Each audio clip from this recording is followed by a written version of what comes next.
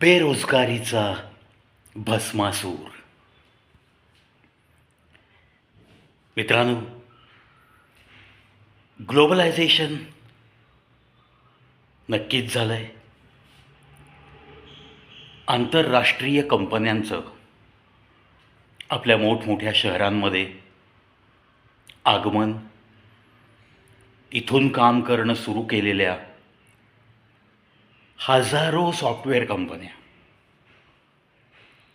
तितकीच मग engineering colleges, medical colleges अशा संस्थाही वाढत आहेत.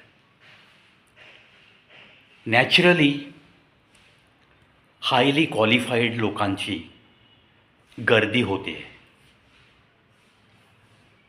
म्हणजेच कॉम्पिटिशन वाढत चाललेली आहे.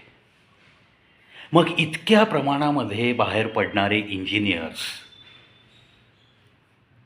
MBA ग्रॅज्युएट्स, बी फार्माहून बाहेर पडणाऱ्या व्यक्ती, डिप्लोमा इन फार्मसीकडून बाहेर पडणारे, BBA करून बाहेर पडणारे विद्यार्थी, MBA करून बाहेर पडणारे विद्यार्थी, अशी अनंत क्वालिफिकेशन्स घेऊन बाहेर पडणाऱ्या प्रत्येक विद्यार्थ्याला नोकरी उपलब्ध होऊ शकते का?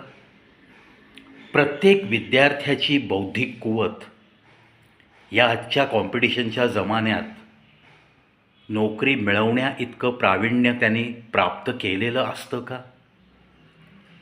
या प्रश्नांची उत्तरं साहजिकच बाहेर पडणाऱ्या विद्यार्थ्यांची संख्या जास्त असल्याने आणि कॉम्पिटिशन वाढल्याने प्रत्येकालाच चांगला जॉब मिळेल याची काहीही गॅरंटी राहिलेली नाही. आता या इतक्या मोठ्या प्रश्नाबद्दल, बेरोजगारीच्या प्रश्नाबद्दल थोडंसं मला बोलावंसं वाटणं, याच्यासाठी एक कारण घडलं आहे. नुकतीच येरवडा मनोरुग्णालय, पुणे येथील येरवडा येथे ज्यांचं मानसिक संतुलन ढासळलेलं आहे अशा मनोरुग्णांसाठी एक मोठं इस्पितळ आहे. हे कदाचित महाराष्ट्रातल्या लोकांना नक्की माहिती आहे, परंतु थ्रूआउट इंडिया हे माहीत व्हावं म्हणून मी थोडं एक्सप्लेन केलं. या येरवडा येथील मनोरुग्णालयामध्ये परिचर ही एक पोस्ट आहे. परिचर या पदावर तिथे काही व्हेकन्सीज क्रिएट झाल्या. नोकरीसाठी मोकळ्या जागा तिथे शिल्लक होत्या आणि मग तिथे भरती प्रक्रिया राबवण्याचं ठरलं. साधारणतः 90-92 पुरुषांसाठी जागा आणि 99 जागा स्त्रियांसाठी होत्या. तसं पाहिलं तर हे परिचर हे जे पद आहे त्याचा आत्ता मी एक्सप्लेन केलेल्या हाय क्वालिफिकेशनशी काहीही संबंध नाही. म्हणजे BE, ME, MTech, BTech, B pharma, D pharma, BBA, MBA किंवा इतर काही कौशल्य प्राप्त केलेल्या विद्यार्थ्यांच्या बाबतीत परिचर या पदाची जी काही कामाची यादी असते, जे काही काम त्यांना कर्तव्य म्हणून बजवावं लागणार आहे, त्या कामाचा या डिग्री घेतलेल्या विद्यार्थ्यांच्या डिग्रीशी काहीही संबंध नाही. म्हणजेच तिथे हायली क्वालिफाईड लोक चालणार नाहीत. चालणार नाहीत म्हणजे सुप्रीम कोर्टच्या जजमेंटप्रमाणे ॲप्लिकेशन नक्की करू शकतात. कोणीही, कितीही हायली क्वालिफाईड माणूस कोणत्याही पदासाठी, खालचं पद का असेना, स्वीपरचं का, त्याला तो अर्ज करू शकतो. हा आपल्या भारतामध्ये एक कायदा आहे. तशी नियमावलीच तयार झालेली आहे, due to judgement declared by honourable apex court of India. आता ही जाहिरात निघाल्यानंतर येरवडा मनोरुग्णालय पद परिचर, स्त्री आणि पुरुष मिळून ॲप्रॉक्सिमेटली 200 पदं भरायची आहेत. अक्षरशः हायली क्वालिफाईड विद्यार्थ्यांच्या अर्जांचा ढीग झाला आहे, ढीग.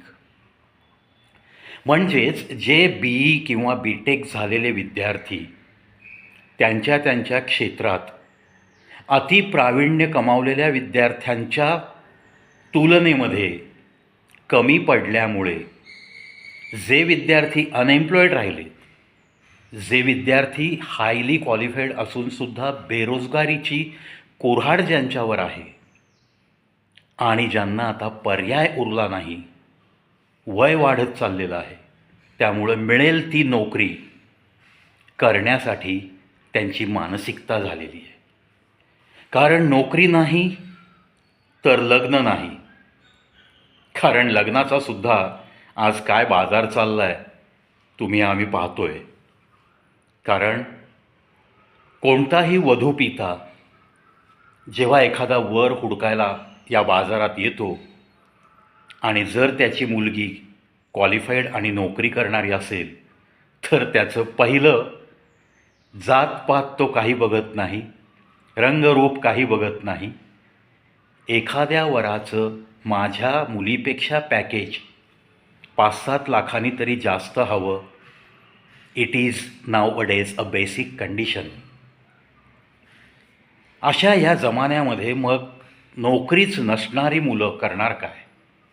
किंवा क्वालिफिकेशन घेऊनसुद्धा नोकरी न मिळालेल्या मुली ज्या या कॉम्पिटिशनमध्ये उतरू शकल्या नाहीत. सगळं काही आहे, परंतु वाढलेल्या कॉम्पिटिशनमध्ये त्या उतरू शकत नाहीत.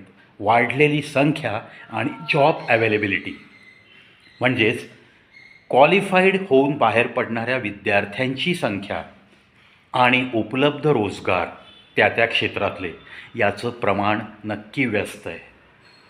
त्यातून ग्लोबलायझेशन झाल्यामुळं प्रायव्हेट सेक्टरमध्ये कोणतीही आंतरराष्ट्रीय कंपनी तिला जर 10 लाखाच्या पॅकेजमध्ये मेरिटमध्ये आलेले विद्यार्थी आणि विद्यार्थिनी मिळत असतील तर why they will prefer only first class candidates, हा एक प्रश्न निर्माण होत गेला. आणि म्हणून अक्षरशः MBAला फर्स्ट क्लास मिळालेल्या विद्यार्थ्यांचे सुद्धा अशा खालच्या थरावर काम करण्यास आम्ही इच्छुक आहोत, तयार आहोत म्हणून ॲप्लिकेशन्स येण्याचा सपाटा सुरू झाला आहे. हे सगळं चित्र पाहिल्यानंतर नक्की आपल्या या भारत देशात कशा पद्धतीने रोजगार उपलब्ध झाले पाहिजेत आणि शिक्षण पद्धतीमध्ये कोणते आमूलाग्र बदल झाले पाहिजेत असे 2 प्रश्न या प्रशासनाला सतावले पाहिजेत. चाललं आहे कुठे कुठे आता काही ठिकाणी काही विद्यापीठांमध्ये कौशल्याभिमुख काही कोर्सेस नवीन इन्क्लूड झालेले आहेत.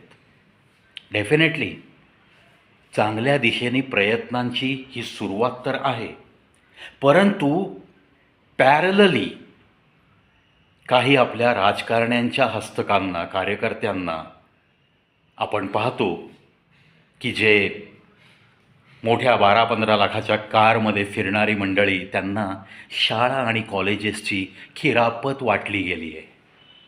आता हे सगळं डीलिंग कसं होतं, काय होतं, कोण पुढे जातं, त्यांचे लागेबांधे कोणाशी असतात, हे सुद्धा जगजाहीर झालेल्या गोष्टी आहेत. म्हणजे मी एका ग्रुपमध्ये सहज गप्पा मारत होतो तेव्हा त्या ग्रुपमध्ये 1-2 महत्त्वाकांक्षी माणसं होती. हातामध्ये तर काहीच नाही, डिग्री आहे पण नोकरीसाठी वणवण चालू आहे. पण त्यातल्या एकाने स्वप्न हेच बोलून दाखवलं की अरे यार, आपल्या ग्रुपमध्ये कोणाकडे 1 एकर 2 एकर जागा आहे का, माझ्याशी ॲग्रीमेंट करा, मी शाळा मिळवून देतो, छोटंसं रोपटं लावूया, 7 पिढ्या बसून खातील सगळ्या संचालक मंडळाच्या, वगैरे वगैरे तो बोलत होता. थोडीशी त्याला पॉलिटिकल त्याच्या ओळखी वगैरे होत्या. हे ऐकून मला आतल्या आत थोडं हसू आलं. म्हणजे आज ज्याला नोकरीच नाही, ज्याच्याकडं क्वालिफिकेशन नक्की आहे, तो युवक अशा पद्धतीने भरकटलेले विचार पण करतोय की जे सध्याच्या जगामध्ये तुमचे खिसे जर सगळे रिकामे असतील तर ही गोष्ट अशक्यप्राय आहे. हे नक्कीच सिद्ध होत गेलेलं आहे. कुठेतरी तुमचं पॉलिटिकल लिंकिंग, कुठेतरी थोडाफार पैसा, कुठेतरी तुमचं सामाजिक वजन हे असल्याशिवाय उगाच कुणी कोणाला शाळा मंजूर करून देत नाही.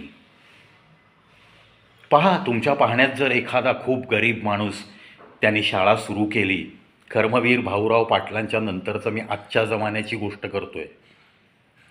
सन्माननीय कर्वेसाहेब, कर्मवीर भाऊराव पाटील या लोकांनी काय खस्ता खाल्ल्या, स्वतःच्या संसारातला पैसा देऊन त्यांनी संस्था उभ्या केल्या. आज तो जमाना गेलेला आहे. आजच्या जमान्यात मला तुम्ही एखादा गरीब माणूस दाखवा की ज्याने अशी शाळा कॉलेज उभं केलं आहे. Highly impossible. म्हणूनच हा रोजगाराचा प्रश्न मोठा आ करून तोंडासमोर उभा आहे आणि ह्याच्यामध्ये जर नीट लक्ष घातलं गेलं नाही, म्हणजे फर्स्ट क्लासची विद्यार्थ्यांना जर जॉब अवेलेबिलिटी आपण करून देऊ शकत नसूत त्यांच्या क्वालिफिकेशनप्रमाणे, तर नक्कीच तिथं आपली हार आहे. मग कुठेतरी या एज्युकेशन सिस्टीमला काहीतरी रेस्ट्रिक्शन्स घालण्याची गरज आहे. कुठेतरी प्रायव्हेट कॉलेजेसमधनं बाहेर पडणारे डॉक्टर्स आणि इंजिनियर्स यांच्यावर सुद्धा कुठेतरी लगाम आणण्याची नितांत आवश्यकता आहे. नाहीतर मग you will not gate quality आणि भस्मासूर हा बेरोजगारीचा वाढतच जाईल अशीच सध्या तरी शक्यता दिसते आहे.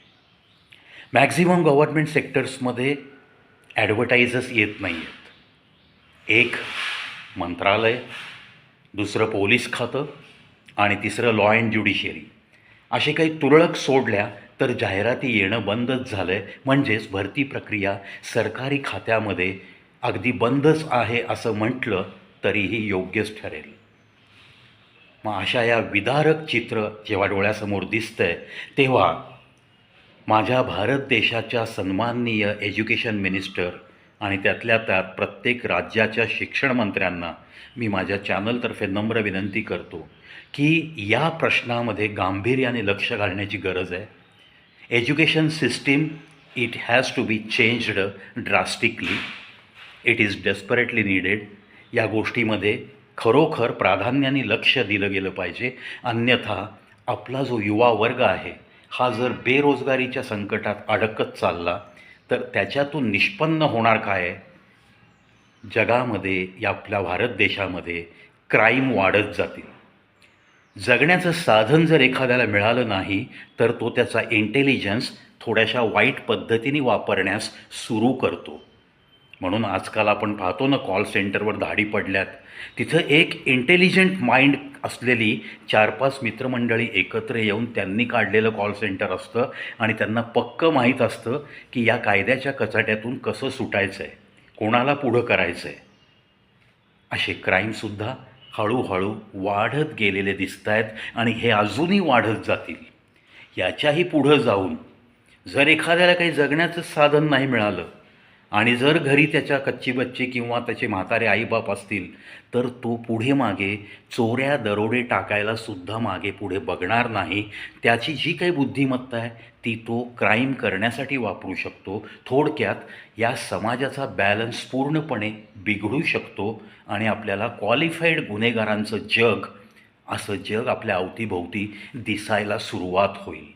मग हे जर सगळं टाळायचं असेल तर आपल्या शासनाने या प्रश्नाकडं, बेरोजगारीच्या प्रश्नाकडं आणि क्वालिफाईड होऊन बाहेर पडणाऱ्या विद्यार्थ्यांच्या संख्येवर आपल्याला कसं नियंत्रण ठेवता येईल, availability of jobs and the students coming out from college with some degrees, याचं प्रमाण कुठेतरी हा रेशो मेंटेन झाला पाहिजे. याच्याकडं सुद्धा शासनाने लक्ष द्यावं. याच विनंतीसह या व्हिडिओत इथंच थांबतो. मित्रांनो, असेच काही सामाजिक प्रश्न घेऊनसुद्धा माझे अनंत व्हिडिओ या चॅनलवर आपल्याला पाहायला मिळतील. पाहत राहा, ऐकत राहा. कवी प्रवीत शो. 8250 व्हिडिओपर्यंत साथ दिलेल्या सर्व सबस्क्रायबर्स, सर्व सपोर्टर्स आणि माझ्या सुरुवातीपासून स्टेज करिअरमध्ये साथ दिलेल्या माझ्या सर्व मित्र कंपनी आणि हितचिंतकांचे लाख लाख हा प्रवी नेहमीच आभार मानतो. आईवडिलांचे आशीर्वाद सतत सोबत आहेत, त्याची जाणीव सतत असते. ती कदाचित जाणणाऱ्या लोकांना माझ्या चेहऱ्यावरनं सुद्धा दिसून येत असेल आणि या ताकदीच्या जोरावर हा प्रवी तर बस चालत राहील आणि साथ देणारे नक्की साथ देतील याच अपेक्षेसह थांबतो.